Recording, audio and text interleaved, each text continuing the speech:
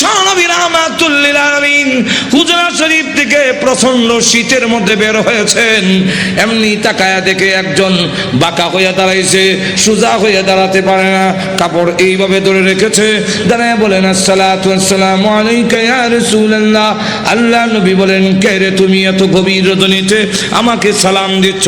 আল্লাহ নবী যেই মাত্র জিজ্ঞাসা করলেন, উনি ডাকতে, হুজুর আপনি কি আমাকে চিনতে পারেন নাই? আমি আব্দুল্লাহ। আল্লাহ নবী বলেন, কোন আব্দুল্লাহ? ওগো নবীজি, কিছুদিন আগে ইসলাম ধর্ম গ্রহণ করেছি। আমার নাম ছিল আব্দুল উজ্জা, আমি আপনার নামটা পরিবর্তন করে আব্দুল্লাহ রেখেছেন, আমি সেই আব্দুল্লাহ। বলেন, আমার আব্দুল্লাহ তো ধনী বাপ চাচা, তার বাপ চাচা ধনী ব্যবসায়ী ছেলে, সকাল বিকাল কাপড় পরিবর্তন করে আসতো। আজকে তো দেখা যায় গায়ে কাপড় নাই, একটা কাপড়ের টুকরা পরিধান করা, সোজা হয়ে দাঁড়াতে পারে না, তার লজ্জাস্থান খানি হয়ে যায়, হাত দিয়ে ধরে রাখছে কোন রকমের কাপড়ের টুকরা।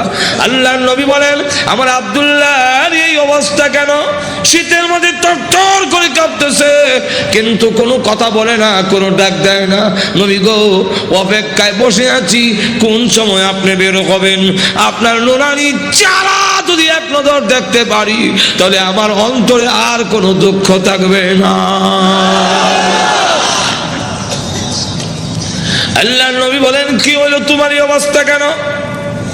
আব্দুল্লাহ, হুজুর আপনার দরবারে কেন আসা যাওয়া করি? আমার চাচা আমাকে বলেছেন বাড়ি ছেড়ে দিতে হবে, আর না হয় মুহাম্মদের দরবার ছেড়ে দিতে হবে। নবী গো, আমি ঘোষণা দিয়েছি, প্রয়োজন বুঝে আপনার বাড়ি কেন, তামাম পৃথিবী ছেড়ে দিতে পারি, কিন্তু একটি মুহূর্তের জন্য বিশ্ব নবীর দরবার আমি ছাড়তে পারবো না। আমাকে বাড়ির থেকে বের করে দিয়েছে, বের হওয়ার সময় বললো কাপড় চোপড় গুলো দিয়ে যাও, এগুলো তো আমাদের। উদ্দেশ্য হইলো আমি উলঙ্গ হয়ে গেলে এটা যাব না, লজ্জায় তখন করে বসে থাকবো, আপনার দরবারে আসবো না। আমি তখন আমার চাচাকে জানিয়ে দিলাম, ওগো চাচা, কাপড় হারাতে পারি, ইজ্জত সম্মান হারাতে পারি, আমি সর্বহারা হতে পারি, কিন্তু আল্লাহর কসম ঈমান হারা এক মুহূর্তের জন্য হতে পারবো না। আজকে যদি শরমের আর ইজ্জতের বয়ে কাপড়ের জন্য আমি ঈমান হারা হয়ে যাই, মৃত্যুর পরে কবর থেকে উলঙ্গ হয়ে আল্লাহর দরবারে উঠব, উলঙ্গ অবস্থায় জাহান্নামের মধ্যে দেওয়া হবে। আল্লাহর নবী আমার কাপড় চোপড় গুলো রেখে দিয়েছে। আমি আমার মার সামনে দাঁড়ায় বললাম, মা গো, আমার মা একটা কাপড় দেন না, আমি আমার লজ্জাস্থান রেখে বিশ্ব নবীর দরবারে যাব। ওগো মা, একটা নজর যদি আল্লাহর নবীকে দেখতে পারি, তাহলে আমার মনে আর কোনো ব্যথা থাকবে না। এই বলে হুজুর আমার মা একটা কাপড় দিয়েছেন, কোন রকমে লজ্জাস্থান রেখে আপনার হুজুরের সামনে এসে বসে আছি। কোন সময় আপনি বের হবেন, আপনার চেহারা মুবারক একটা নজর দেখার জন্য বসে আছি। নবীজি তার করুণ কাহিনী শুনে বিশ্ব নবী পর্যন্ত চোখের পানি রাখতে পারলেন। আল্লাহ নবী ডাক দিয়ে বলেন, আব্দুল্লাহ আমার ঘরে আয়, হুজুরের শরীফে আয়, এই নে আমার ব্যবহারের দুইখান কাপড় তোরে দান করলাম। নবীজির দুইখানা কাপড়, ব্যবহারের কাপড়ের দাম আছে না নাই? এরপর থেকে আব্দুল্লাহ জুল বাগাদাইন হয়ে গেল। এখন খালি আব্দুল্লাহ না, এখন টাইটেল লাগছে। আল্লাহ নবী আব্দুল্লাহ বল, তোর কোন আকাঙ্ক্ষা আছে নি? আব্দুল্লাহ হুজুর দুনিয়ার কোনো আকাঙ্ক্ষা নাই, আপনার কাছে আমার একটা দরখাস্ত। নবীজি আপনি বলেছেন শাহাদাতের মরণ হইলে মরণের কষ্ট হয় না,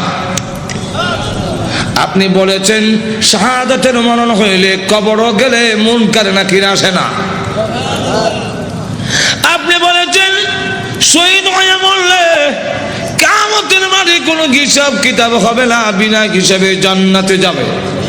তাই আমার দরখাস্ত, ওগো নবীজি আপনি আল্লাহর কাছে বলুন আমার শাহাদাতের কামনা যেন মহান আল্লাহ কবুল করে নেন। নবীজি দোয়া করে দিলেন, দোয়া রাসূলের দোয়া, হাত উঠাইতে দেরি আর তো কবুল হইতে। আল্লাহ নবী বিশ্ব নবী রাহমাতুল লিল আলামিন দোয়া করে দিলেন। এখন আব্দুল্লাহর জন্য দোয়া কেমন কবুল হয়ে গেছে। তবুকের যুদ্ধে গেলেন, কিন্তু তবুকের যুদ্ধটা হইল না, ফিরে আসবেন। আব্দুল্লাহ রাস্তার মধ্যে অসুস্থ হয়ে গেলেন, সেখানে তিনি ইন্তেকাল করলেন। আল্লাহ নবী ঘোষণা দিয়েছেন, আল্লাহর রাস্তায় যখন মানুষ বের হয়ে যায়, রাস্তায় মারা গেল শাহাদাতের সওয়াব তাকে দেওয়া হয়। আমার আব্দুল্লাহকে গোসল দাও, কাফন পরাও, আমি নিজে জানাজার নামাজ পড়াবো। নবীজি নিজে জানাজার নামাজ পড়াইয়া লাশ যখন কবরের দিকে নিয়ে যায়, নবীজি পিছনে পিছনে যায়। কবরের পার গেলে পড়ে ডাক দিয়ে বলে, সাহাবীরা রে, কেউ কবরে নামবে না, আমি তার কবরে নামবো। নবীজি আব্দুল্লাহ রাদিয়াল্লাহু আনহুর কবরে নামে দুই কাঁধ হাত উপর দিকে বাড়ায় দিয়ে বলেন, রে আব্দুল্লাহ, সাহাবীরা দে লাশটা আমার হাতে দে। দে আমার আব্দুল্লাহর লাশ আমার কোলে ছেড়ে দে। নবীজির কোলে ছেড়ে দিলে নবীজি এইভাবে লাশটা উপর দিকে উঠাইয়া আকাশের দিকে তাকায় বলে, আল্লাহ আমি আব্দুল্লাহর প্রতি খুশি, তুমিও খুশি হয়ে যাও। আল্লাহ এখন আব্দুল্লাহর লাশটাকে আমার কোল থেকে তোমার রহমতের কোলে আমি স্থানান্তর করতে চাই। এই কথা শুনে সাহাবীরা গইরে কবর পার কান্না শুরু করেছেন। বিশেষ করে সাদ ইবনে আবি ওয়াক্কাস রাদিয়াল্লাহু আনহু ডাক দিয়ে বলে, মাটিতে গইরে কান্না আর বলে, আব্দুল্লাহ রে, এই লাশটা তোর না হইয়া আমার যদি হতো রে, আমার ভাগ্য কত ভালো ছিল রে আব্দুল্লাহ। এই লাশ তোর না হইয়া আমার যদি হতো, যেখানে আল্লাহর নবী বলতেছেন, আল্লাহ আমি খুশি, মেহেরবানি করে তুমিও আমার আব্দুল্লাহর প্রতি খুশি হয়ে যাও। আমার লক্ষ্য করে দেখুন, এইভাবে অনেক ঘটনা সারা রাত বললেও তো শেষ হবে না। এইভাবে বাড়ি ঘর ছেড়ে দিয়েছেন আল্লাহর দ্বীনের জন্য, ইসলামের জন্য, আল্লাহ নবীর জন্য। কিন্তু আবু লাহাবের ছেলে যেমন বাবা তেমন ছেলে উতবা আল্লাহ নবীর সামনে গিয়ে বলে, ওগো মুহাম্মদ, আপনার আল্লাহর তাল্লা এগুলো আমরা মানি না। আর তো জোরে কর না। আর নবীজির সামনে দাঁড়ায় বলে, আপনার দুই মেয়েকে তালাক দিলাম। নবীজির তাফসীরে মাযহারিতে লেখে, আল্লাহ নবীর উপরে হামলা করে টান দিয়ে জামা ছেড়ে ফেলেছে। নবীজি চোখের পানি ছেড়ে দিয়ে কাঁদলে, হ্যাঁ প্রভু, আমার জামা ছিঁড়েছে এই জন্য আমি ব্যথা পাইনি। আমি কত আঘাত খাইলাম তোমার দ্বীনের জন্য, তোমার জন্য, তোমার দ্বীনের জন্য যদি আমি কষ্ট পাই, আমার তেমন কষ্ট লাগে না। ও প্রভু, আমার মেয়েকে তালাক দিয়েছে, এই জন্য দুঃখ লাগে নাই, দুঃখ লেগেছে। আমার সামনে যদি তোমাকে কেউ অবজ্ঞা করে, তোমাকে অপমান করে, আমি রাসূল কখনো বরদাস্ত করতে পারি না। ভাইরা আমার, বাস্তবিকই যাদের ভিতরে ঈমান আছে, ঈমানদার কখনো দুনিয়ার সকল কিছু বরদাস্ত করতে পারে, কিন্তু আল্লাহ নবীকে অপমান করবে, এই পৃথিবীর কোন মুমিন কখনো বরদাস্ত করবে না। এর নামই হলো ঈমান। জোরে কোন ঠিক কিনা? আল্লাহর জন্য, আল্লাহর নবীর জন্য, আল্লাহর দ্বীনের জন্য মুমিন তার জীবন উৎসর্গ করতে পারে, কিন্তু আল্লাহর অবমাননা কখনো মুমিন বরদাস্ত করতে পারে না। আমার আল্লাহর নবী, আল্লাহর মহব্বত নবীর অন্তরে বেশি না কম? আর তো জোরে কর না। সকলের চেয়ে বেশি না কম? নবীজি কান্দেন আর বলেন, প্রভু গো, আমার সামনে কেমনে কয় তুমি আল্লাহ টাল্লাহ, এত বড় নিমক কারাম আল্লাহ আমি কেমনে বরদাস্ত করি? আল্লাহ ডাক দেওয়ার নবী গো, আমি বানাইছি নিজের সন্তান যদি নিজের দারিদ্র্যের টান মারে দুঃখ লাগে না? না লাগে? নিজের সন্তান যদি কিল মারে খাবলায় কষ্ট লাগে না? আপনার কষ্ট লাগে না, কিন্তু দেখবেন আপনার মা এই জিনিসটা বরদাস্ত করবে না। আপনার ছেলে আপনাকে যদি দারিদ্র্যের টান মারে আপনার কিন্তু কষ্ট লাগে না? আপনার যদি খাবলা মারে আপনার কষ্ট লাগে না? মাথা ষোলো টানে আপনার কষ্ট লাগে না? লাথি মারে কষ্ট লাগে না, কিন্তু আপনার মা যদি দেখে তখন বরদাস্ত করে না। এটা কি তাহলে আল্লাহ ডাক দিয়ে বলেন, আমি বানাইছি মানুষ, এই মানুষ যদি আমার সাথে বেয়াদবি করে, আমাকে গালি দেয়, আমার বিরুদ্ধে বলে, এত আঘাত লাগে না, কিন্তু আমার নবীকে যদি কেউ কিছু কয় আমি আল্লাহ বরদাস্ত করি না। আমার নবীর বেয়াদব আমি আল্লাহ ছাড় দেই না। আমার নবীর গায়ে আঘাত করলে আমার কষ্ট লাগে। সে পাথর নিয়ে আপনাকে মারতে এসেছে, এই জন্য আমি আল্লাহ আয়াত নাযিল করে জানায়া দিলাম। নবীজি এখন বদদুয়া করেন, আল্লাহ তোমার কুকুর সমূহ থেকে একটা কুকুরের উপরে মুসাল্লাত করে দাও, ছড়ায়া দাও। আল্লাহ আবু লাহাবের ছেলে উতবার উপরে তুমি কুত্তা লাগায়া দাও। আল্লাহ নবীর দোয়া হোক বদদুয়া হোক, জবান থেকে বের হতে দেরি হয়, আল্লাহর দরবারে তা কবুল হইতে একটা মিনিট দেরি হয় না। আর না হয় উমর যেখানে তরবারি নিয়ে গেলেন নবীকে মারার জন্য, ঘুরে গেল আর একদিকে ঘরের কাছে গিয়ে শুনে, সামনে গিয়া শুনলো যে তোমার বোনের জামাই মুসলমান হয়ে গেছে। সেখানে গিয়ে যখন ঘরের সামনে দাঁড়াইছে, শুনে ঘরের ভিতর থেকে কোরআনের আওয়াজ আসে। হ্যাঁ, কিসের আওয়াজ? আস্তে আস্তে পড়তেছে, আউযু বিল্লাহি মিনাশ শাইতানির রাজিম। উমরকে কি পড়ে কলজা দিছিল না? বিসমিল্লাহির রহমানির রহিম।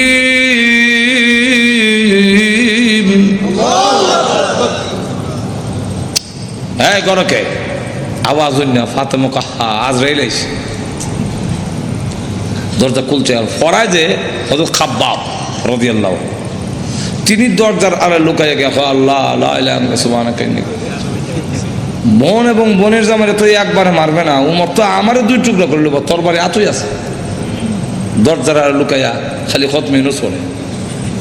উমর ঢুকা তার বোন রে দিল এক থাপ্পড়, বোনের জামাই রে থাপ্পড় খাইয়া উল্টে গিয়ে পড়ছে।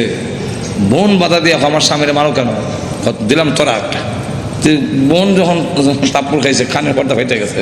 বোন তখন কয়, শোনো, তুমি যেমন খাত্তাবের ছেলে, আমিও খাত্তাবের মেয়ে। তুমি জানো না ইমান এমন এক জিনিস, এটার মধ্যে যত চাপ দেওয়া যায় অত এটার স্প্রিড। ইমানদার এমন এক জিনিস, এটার যত গুতা দিব অত ভালো উঠবো। গুতা দিত না, ঘুমায় থাকবো। ঠিক ঠিক। চিড়িয়াখানা গেছে, দেখে চিড়িয়াখানা এক বেটা গিয়া দেখে ফিঞ্জিরের ভিতরে রড দিয়া বাঘ তো আটকাইতেছে, দেখছেন না? তো চিড়িয়াখানার খানা এটা তো আর মুক্ত না, সে যেভাবে মুক্ত বড় ধরে খাইতো এভাবে তো আর খাইতে পারে না, সামান্য খাওয়ান ভাই সরু রয়েছে। তো ধর্ষণার্থী একজন দেখুন না, এক লোকটা কয়, এটা শুনছি বাঘ, এটা দিয়ে ছাগল। বাঘে না মানুষ দেখলে তর্জন গর্জন করে, এটা দিয়ে কিচ্ছু কয় না। তো দিছে ছাতি দেখ গুতা নিবেদন করছেন খাওয়ান ঠিক ভাই হয় না ফরিদুল ইসলাম তোমার কি তা গুড়া কিমরে কামড়া সিটি সেন্টার মোর গুতা দেশ করে জানোস না ভাগ গুতা দিলে ভালো উঠবো। যেমন গুতা দিছে আমি কয় হাক হাক করে দেন খাইছে, এখন জুতা মুজা হাতে ফালাই এটা দিছে দো ধরে কোন ঠিক কিনা।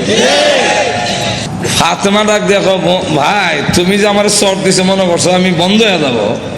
সুস্পষ্ট করে বলে দেই, সত্য ধর্ম গ্রহণ করছি, মারতে পারো, জীবন গেল ছাড়তাম না। এখন কই এটা নিয়ম। মানুষ যখন দিনের উপরে ইসলামের উপরে অটল অচল থাকে তখন তারা আল্লাহ সাহায্য আসে, আর যারা নির্যাতন করে হেরার দিলের মধ্যে আল্লাহ ডর ঢুকাইয়া দেয়। তোমার কয় ইয়া তো মারলাম তো সামলাইতাম পারি না, কি পড়ছি রে দেখো না, তোমাকে দেওয়া যাবে না। বলে কেন? এটা কোরআনের অংশ।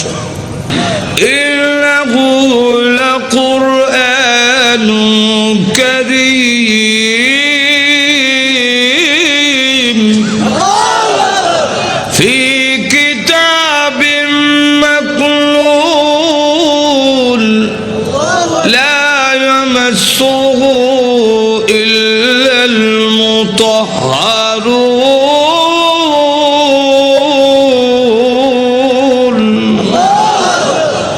সম্মানিত কোরআন লোহে মাহফুজে সংরক্ষিত, এটা স্পর্শ করা যায় না অপবিত্র অবস্থায়। তখন কি করতে হবে? বলে গোসল করে আও, কাফেররা তো মুত্তা ফানি লয় না, তুমি মুত্তা পরিষ্কার হয়ে আও দিছে। এখন বেরাইছে কোরআন পড়ে তাহা মা আনজালনা আলাইকাল কুরআনা লিতাশকা।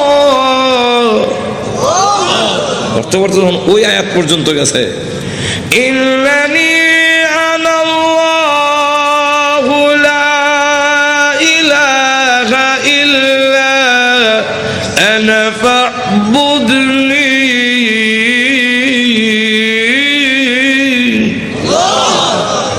দেখে চোখ থেকে পানির নহর চালু হয়েছে। এমনি ডাক দেখা বোন আমার মোহাম্মদের দরবারে নিয়ে আসল, তো পর্দার আড়ালে যিনি লুকাই আছিল দরজার আড়ালে, মনে আছে তো? ঘটনা কোনটা আমার উদ্দেশ্য না, ঘটনা হলে তো এইটার মধ্যে 1 ঘন্টা দেবো। ঘটনা হওয়া উদ্দেশ্য না, উদ্দেশ্যটা হইলো ওই কথাটা বুঝে পেলে গা দরজার আড়াল থেকে এমনি কয় আর লুকাই থেকে লাভ নাই। তখন বুঝে লেছি উমর মারতো না। তো সংবাদটা আমি আগে দিলাই, কারো সুসংবাদ আগে দিতে একটা মনের মধ্যে একটা আনন্দ পাওয়া যায়, তো আমি আগে দিলাই। এমনি দরজার বাইরে থেকে আড়াল থেকে বেরিয়ে কয় হ্যাঁ মা, তাদেরকে কোরআন শরীফ আমি পড়াইছিলাম। আচ্ছা, তো আপনাকে সুসংবাদটা দেওয়ার জন্য বেরিয়েছে, তখন লুকাই আসলাম। কি সুসংবাদ? বলে দারুল আরকাম গোপন ঘাঁটি, যেখানে দিন প্রচার করা হয় লুকাই লুকাই এখান থেকে, এটার নাম ছিল দারুল আরকাম। এই দারুল আরকামে গত রাত্রে আমি বিশ্ব নবীকে দোয়া করতে শুনছি।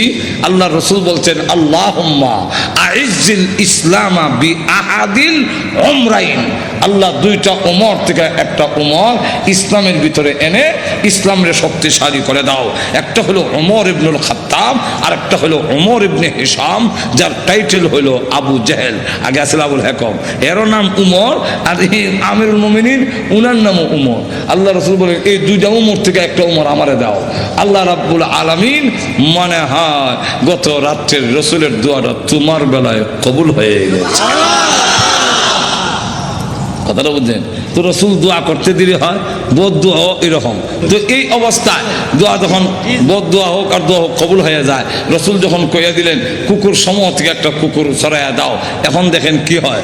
আবু লাহাবের ছেলে উতবা, সে সিরিয়ার থেকে ব্যবসায়ী কাফেলা নিয়ে আসতেছে। রাস্তার এক জায়গার মধ্যে বিশ্রামের জন্যে তাদের গমের বস্তা খেজুরের বস্তা তৈছে। এমনি দেখে পাহাড়ের টিলার মধ্যে একটা ভাগ বৈশা, খালি মাথা ঘুরাইয়া আবু লাহাবের ছেলে উতবারে ভালো করে দেখে, যেমন বোঝা যায় গোয়েন্দা অফিসার আসামি দেখতেছে। এমনি সে ডাক দিয়া কয় ও আমার সাথীরা, বাঘ যেইভাবে আমার দিকে চায় এতে বোঝা যায় মুহাম্মদের বদদুয়া কবুল হয়ে গেছে। তো রসুল তো বলছিলেন কুকুর, এখন তো বাঘ, তো উল্টা দি না, উল্টা না, রসুল কুকুর দিয়া বাঘই বুঝাইছেন। হেরাও বুঝছে, এর কারণ রসুল বাঘ কইয়া কুকুর কইয়া কুত্তা বুঝাইলেন কেমনে? কুকুর মানে বাঘ, বাঘ মানে কুকুর, 2টার একটা মিল আছে। কি মিল? চতুষ্পদ জানোয়ারের মধ্যে কুত্তা হাও আলগি দিয়া পেশাব করে, আর বাঘও হাও আলগি দিয়া পেশাব করে। তাহলে মুতায় মুতায় 2টার একটা মিল আছে। হাইওয়াতুল হাইওয়ান নামক কিতাবের মধ্যে এই ইয়েটা দিচ্ছেন, কথা বুঝছেন? এখন আসুন, তাহলে দেখা গেল এই অবস্থায় বাঘ না সকলে আপনি আমাদের ছেলে, সর্দারের ছেলে, আপনার সিকিউরিটির ব্যবস্থা আমরা করব। আপনি ভয় পাচ্ছেন কেন? সিকিউরিটি তারা করবো। সিকিউরিটি, কত সিকিউরিটি বন্ধ করলে খারাপ হিসেবে যায়, লোক নাই, মানুষ নাই, গেল এরকম বহুত ঘটনা। আটো জোরে এখন না, গজব আসবার হইলে ফিরাইতে পারে না। এমন দেখা গেল সিকিউরিটি দিব, তখন তারা সব গমের বস্তা বুঝলেননি আর খেজুরের বস্তা একখানে একত্রিত করে একটা উঁচা পাহাড়ের টিলার মতো মানে সেখানে জায়গা করে দিয়ে বলেন আপনি সেখানে ঘুমান, আমরা নিচেরে ঘুমাবো। বাঘের নিয়ম হইল আগে যারে পায় তারে খায়, তা আমাদেরকে খেয়ে না মেরে খাবে, এর আগে তো না। ঘুমান মানুষ সব ঘুমাইছে, হ্যাঁ ও নাক ডাকা। যখন নাক ডাকা আরম্ভ হয়েছে বাঘে কয় আমার যাওয়ার টাইম হয়েছে। আল্লাহ যাইবার আগে গন্ধটা তোর নাকও ফিট করে দেয়, এই গন্ধে যারে পাবি তারে ধরবি, উল্টা পাল্টা ধরিস না। বাঘ গিয়া যতটুকু ঘুমাইছে সবটুকু চেক করে, কারণ প্রত্যেকের শরীরে আলাদা একটা ছোট সময় বাইসাব যখন কোথায় গেঞ্জি রান রে আমার গেঞ্জি রানিচ্ছেন, তখন কোন গেঞ্জি আব্বার কোনটা বাইসাব বুঝতাম কেমনি, আর নিলে থাপ্পর খাম উল্টা হল্টা নিলে তো নাকও লাগাইতাম, নাকও লাগাই বুঝতাম এটা আব্বার গেঞ্জি, এটা বাইসাব গেঞ্জি, গন্ধের শরীরে একটা গন্ধ হ্যাঁ। তো বাঘে গিয়ে সবচেয়ে চেক করে গন্ধ তো মিলে না, আমার আসামি কো মাথা ঘুরাই দেখে বস্তার ঘুরে একটা ঘুমায় নাক ডাকাইতেছে, তাহলে এটা দেখে বেরি লাভ দিয়া বস্তার উপর উঠছে, ওইটা নাক লাগাইতে এই যে আমার আসামি বলা হচ্ছে, নিচে নিয়া মাথা এখানে, পা এখানে, হাত এখানে, নাড়ি বুড়ি এখানে, আলাদা আলাদা করিয়া মাছের ভাগার মতো ছড়াইয়া বাঘ আবার গিয়া টিলাত বৈশা পলক দৃষ্টিতে তাকে রয়েছে। এরা ঘুম থেকে উঠতে যখন চিৎকার দিবে আমি আনন্দ করব, আল্লাহর এবং নবীর দুশমন রে আমি খতম করেছি। এরা ঘুম থেকে সিকিউরিটি দিল, সিকিউরিটি আমাদের শেষ করে ফেলেছে, আমি করছি। আল্লাহ তখন আয়াত নাযিল করলেন, এই হলো শানে নজুল। আয়াত নাযিল করে বলে কুতিলাল ইনসানু মা আকফারাহু,